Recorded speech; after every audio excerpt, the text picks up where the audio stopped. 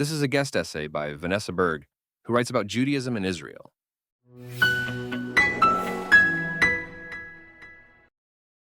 On the surface, the term anti-racism sounds great. Who exactly is going to stand up and argue for racism? The term anti-racism is engineered to feel morally self-evident, clean, righteous, beyond debate. It suggests action, progress, and moral clarity. To be anti-racist is not merely to reject prejudice, but to actively dismantle it. In theory, it represents a higher standard.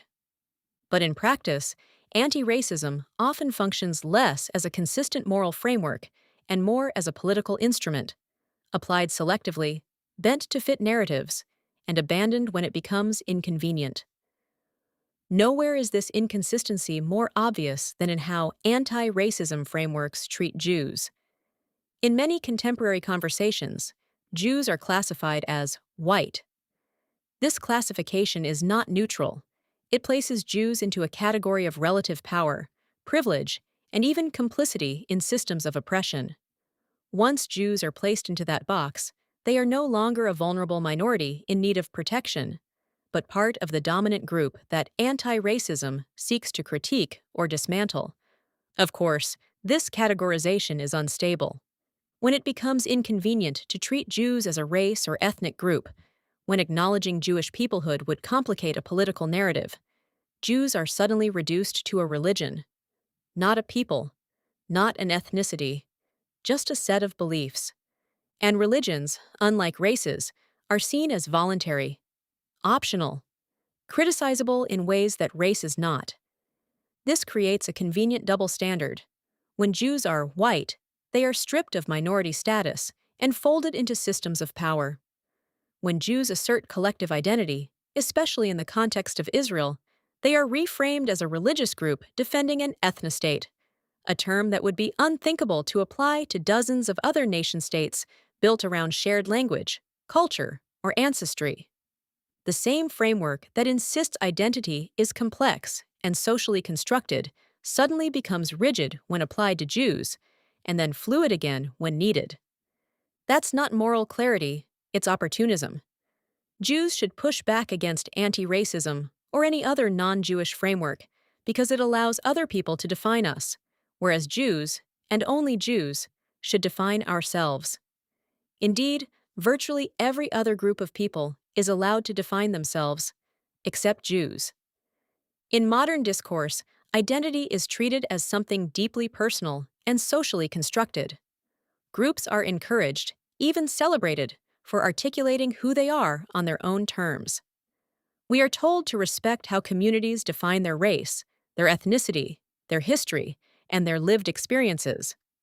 Outsiders are warned not to impose categories, not to erase nuance, not to overwrite identity with convenient labels. Unless the group in question is Jews, Jewish identity is uniquely subject to external reinterpretation. It is constantly being redefined, not by Jews themselves, but by whoever finds it politically useful in the moment. If Jews emphasize our history as a people, an ancient nation with shared ancestry, language, and collective memory, we are told this is illegitimate, or worse, dangerous. Our peoplehood is reframed as exclusionary. Our indigeneity is questioned. Our claims to collective identity are treated as suspect in a way that would be considered offensive if applied to almost any other group. But if Jews emphasize vulnerability, centuries of persecution, expulsion, and genocide, we are often told that this no longer applies, that we are now white, now privileged, now part of the dominant power structure. Our history is compressed, outdated, or selectively acknowledged. One of the less discussed reasons Jews are often classified as white in contemporary discourse has little to do with the simple question of skin tone or ancestry. That explanation is too shallow on its own, especially when whiteness is not applied consistently to all light-skinned or European-adjacent groups. The more important factor is that whiteness in modern social frameworks is not just a description of appearance. It functions as a proxy category for perceived social positioning, economic mobility, institutional integration, and relative influence within Western societies. In that sense, white becomes less a racial category and more a shorthand for perceived structural advantage. And once that shift happens, classification becomes fluid. Jewish communities, in many contexts, are placed into this category not because they fit neatly into a biological or historical definition of whiteness, but because they are perceived as having achieved a high degree of educational, professional, and institutional success in many Western countries. That perception then influences how they are situated within broader narratives about power and perceived inequality. But this is where the framework becomes unstable. Once whiteness is tied to success and institutional proximity, it stops being a stable identity category and becomes a moving target.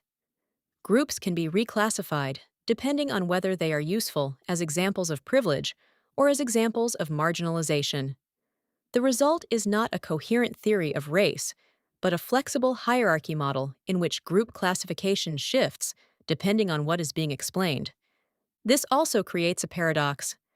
Jews can be simultaneously framed as part of a dominant category in some contexts and as a vulnerable minority in others, depending on which dimension of identity is being emphasized: economic, cultural, historical, or political. The inconsistency is not incidental. It comes from trying to use a single framework, power-based analysis of inequality, to explain groups whose histories and social positions do not map cleanly onto that model. The result is a kind of identity whiplash. Jews are a race when it's useful to assign us power. We are a religion when it's useful to deny us peoplehood. We are a minority when we are victims. We are a majority when we are successful. No other group is subjected to this constant reclassification. You would not tell an indigenous group that their identity is invalid because they have achieved economic success. You would not tell a diasporic community that they are just a religion when they assert shared ancestry or nationhood. You would not redefine a group's identity based on whether it strengthens or weakens your political argument. But with Jews, this happens routinely, and often without scrutiny. This isn't just inconsistency, it reveals something deeper: a discomfort with Jewish self-definition that predates modern politics. Jews have always occupied a category that doesn't fit neatly into the socio-political frameworks of any given era. And instead of expanding the framework to accommodate that complexity, the framework is often bent to contain or dismiss it. Here's the uncomfortable reality underneath many frameworks like anti-racism. They present themselves as moral systems, but in practice, they often operate as tools for redistributing power. That doesn't mean the moral claims are fake.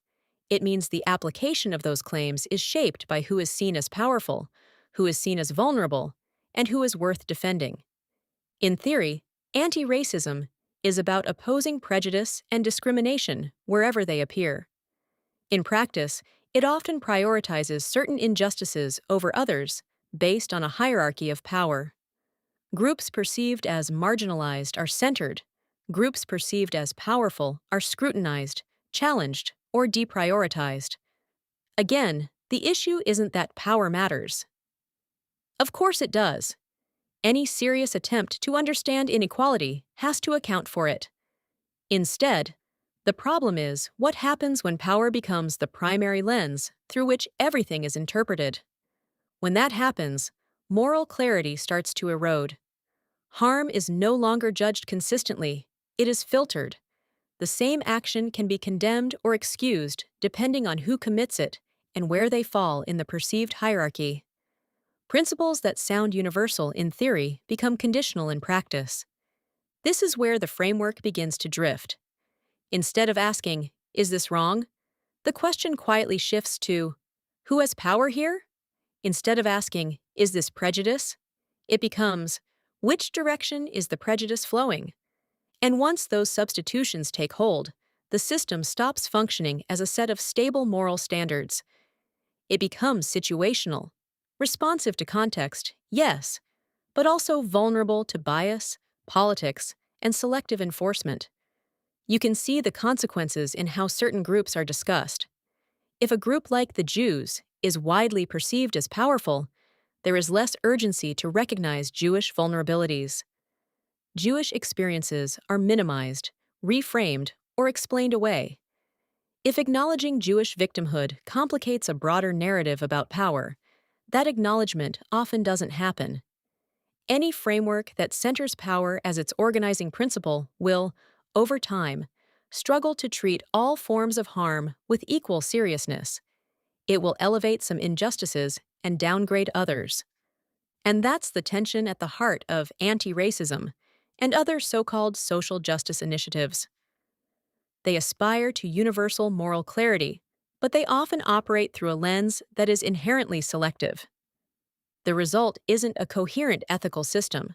It's a framework that can feel moral in tone, but uneven in application, clear in its intentions, yet inconsistent in its judgments. And once a moral framework becomes selectively applied, it stops being a moral framework and becomes a tool. Look what's happening in New York City. This year, on day one of his mayorship, Zohran Mamdani's administration rescinded the city's adoption of the International Holocaust Remembrance Alliance's definition of anti-Semitism. When asked this week what New York City's definition of anti-Semitism now is, Executive Director of the Mayor's Office to Combat Anti-Semitism said they have no codified definition for anti-Semitism and no plans to introduce one. Translation: we'll decide on the fly what we consider anti-Semitism and what we don't, based on what is politically useful for Mamdani and his administration. Once a society no longer agrees on how to define anti-Semitism in a consistent way, the concept becomes situational. It becomes dependent on interpretation, context, and institutional discretion. What counts as anti-Semitism and what does not can begin to shift depending on setting, speaker, and political climate. And when definitions become fluid, accountability becomes harder to establish. This is the broader pattern. Moral language becomes increasingly elastic. Principles remain in place rhetorically, but their boundaries are no longer stable. They expand in some contexts and contract in others, depending on how they intersect with prevailing narratives about power, identity, and legitimacy. The result is a proliferation of competing moral frameworks, each applied inconsistently, each claiming authority, and none fully shared. For any minority group, that instability matters, because protection depends not only on goodwill, but on clarity of agreed definitions that do not shift depending on circumstance, and on consistency to apply the same standards to all groups of people. If anti-Semitism can be undefined, if Jewish peoplehood can be reclassified depending on context, and if moral frameworks shift depending on who holds institutional authority, then Jews will effectively become second-class citizens in more and more places not named Israel.